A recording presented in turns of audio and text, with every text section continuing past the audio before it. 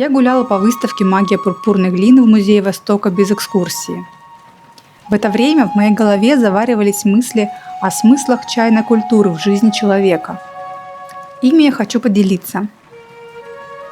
На выставке представлены чайники из собрания Музея Востока, Музея-заповедника Петергоф, работы первого российского мастера цыша Глеба Музрукова и коллекция семьи Марии Захаровой.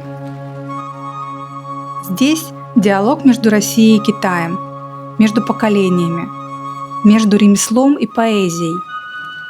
Эта выставка не о том, чтобы увидеть, это о том, чтобы услышать.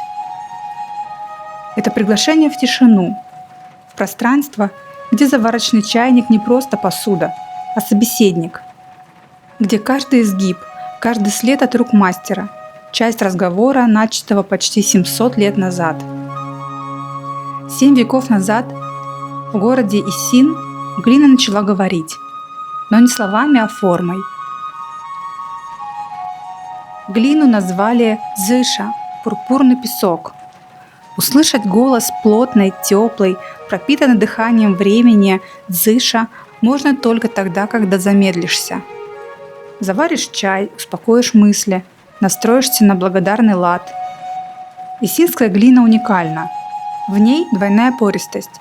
Одни поры открытые, а другие закрытые.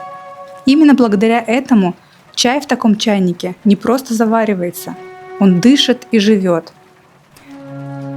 На ум сразу приходит ассоциация с человеком и его отношением к миру.